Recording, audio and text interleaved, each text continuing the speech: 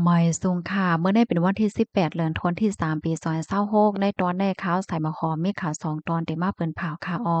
ตอนที่1อิงเนอปางตึกอันเป็นไว้อยู่ที่ปอดวันออกกลางนั่นสิเฮ็ดให้มีหลงกับกินน้ำมันเป็นเตเป็นวาเนี่ยค่ะเด้อเคิกดอกการใจตื้อเพราะว่าจัดปานก้นวันก้นเมืองก้วยมกาก้นที่อันรู้เสียงสายใจกว่านั้นก่อนเลยรับพรตุ้มย้อนป้าย้อนว่าตอนตาเด็เผาคับโตนั่นซ้ำโหลไหลใจตื้อน้ำมันไหนออ ข่าวเที่ยงตอนหนึ่งค่ะอันนี้ก็กว่าซื้อน้ำมันสำไรมาปานน้ำลิบเฮ็ดได้ว่าได้นะอ่อนตั้งเปิ้นได้เด็กก็เข้ามาถ่อมด้วยข่าวโหในอ่อนตั้งไหนค่ะเดเลยว่าเป็นรองดีอันที่ตกอกตกใจได้เด้นะคะอ๋อเมื่อเหลียวได้มันป่มีมาเหย้าในคณะล็อกไล่ลิงก์ในตอนของการขายน้ำมันไหนเนาะเมื่อวันที่17เดือนธันวาคมที่3ปี2026แน่มีข่าวงาออกมาว่ามีโผจ่ายก้อนหนึ่งค่ะเขาในกรไลให้ลูกน้องเขาในกว่าหาซื้อน้ำมันที่ในหมู่ในวานเปิดดาได้มาใจตื้อนั่นค่ะน่ะ เผื่อว่าซื้อมาเหี่ยวโฮบเท่าผันว่าเป็นน้ำมันอันร้อนน้ำรีบเฮ็ดจั่งใดเห็นแลเขาในก็ไล่เตรียมตังในสื่อตรงก้นเปิดดาปันฟังเดินถึงปันก้นตั้งนำตั้งหลายข้าวยามสืบมาในตั้งฝ่ายผู้สื่อข่าวเขาก็ไล่ติดต่อกับสืบกว่าโจตีมั่นใจในจึงห้องว่านายอำนาจค่ะเป็นช้างลาสมาตอกนำหมอนำเอาไว้จี้นำไตหลินเฮ็ดจังไหนอ้อมั่นใจก็ลาดว่ามั่นใจนั่นไลมาหับจางตอกนำไตหลินใน เจเว้งหนองไผ่เจดอนเพชรบูรณ์ค่ะในวันนั้นก็เลยให้ลูกน้องปองปายเนี่ยนะกว่าซื้อน้ำมันตีเสียงขายน้ำมันในหมู่วานตีเจเว้งเบิ่ง3,000เจดอนเพชรบูรณ์ในกาขัน40,000วาตในอ้อ เปิดตาเดมาใส่เคิงจากคดนำตอกนำเขานั่นน่ะเผื่อว่าก็ซื้อมาเหย้าในเอามาใส่เคิงจากเอาค่ะก้อยก็ว่าเคิงจากเนี่ยมันเหตุการณ์ในโนจังโนจังหือก็มันเป็นไฟมันเหตุการณ์จังเนี่ยเนาะเผื่อว่าทัดกว่าทัดมาไหนเลยโฮบโทบหันว่าน้ำมันในอะโลยใส่ว่าใส่ค่ะไอ้เกี้ยงว่ามันรอไว้นำลิบเหมือนน่ะ50-50อะน้ำมัน50น้ำลิบ50เฮ็ดจังได๋วะในน้ำ กำนันมั่นใจเนี่ยก็จังไรถอกน้ำมันอันร้อนน้ำลิบในออกตั้งเซ็งตั้งหม้อเทเขาในก็อ่อนกันกว่าหาซื้อน้ำมันอันแต้มาแน่มาใส่ค่ะเพราะว่าเอาน้ำมันอันแต้มาใส่ก็เคิงจากในเหตุการณ์ขึ้นเหมือนปักเก่าเปิงเก่าเฮ็ดจังได๋อะเนาะมั่นใจก็จังไรเปิ้นเผาลองตั้งอันในให้คนตั้งนำไรค่ะผู้เหี่ยวก็ฟังสติกันนำผู้ไหลไผดีกว่าซื้อน้ำมันตีไหลตั้งไหลสิมว่าเนี่ยก็ให้ไหลด้วยหลีลีเสียจังกวย ซื้อในคะนอนหนังเฮอเต็มไรโฮบทบหญ้าเงาลายจึงหนังที่อันมั่นใจโฮบทบในเฮ็ดเนี่ยนะบางก็ได้กว่าเข้าเที่ยวกว่าแจนเที่ยวไปซื้อตั้งนำตั้งหลายดอกเพราะว่าหญ้าจังไดได้ก็ข้าวยามก่อเซงเงินก่อเซงว่าสังว่าจังแหน่เนาะเบิ่งเป็นปอกำไรได้ก่อแหนมั่นใจ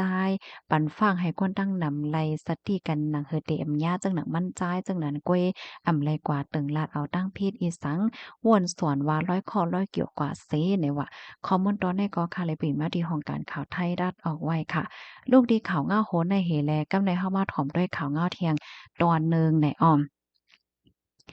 อิงเดอปังตึกป้อนวันออกกลางค่ะมีลองกับกินน้ำมันเสเตอเคิกดอกก้นอันมีอาซากสายใจก้วยมก้าค่ะก้นอันรูดเซ็งสายใจกว่าก็มีเลยมีลองเลยรับพรตุ่มยอนป้าในค่ะว่าได้เมื่อวันที่17เดือนธันวาคมที่3ปี2026ขิงข้าวยามกลางวัน11โมงเนี่ยเนาะมีข่าวงาออกมาว่าติวัดศรีบุญเรืองวานติ้ว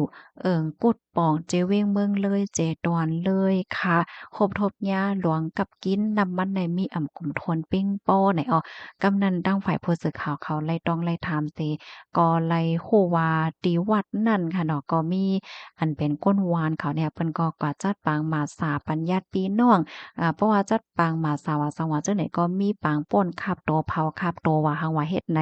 ดาเดเผาคาบโตนั้นซ้ำน้ำมันใดมันมีอ่ำกลุ่มทน เป้งป้อจังไหนเขาเอากว่าซื้อน้ำมันไหนก็ซ้ำซื้อไร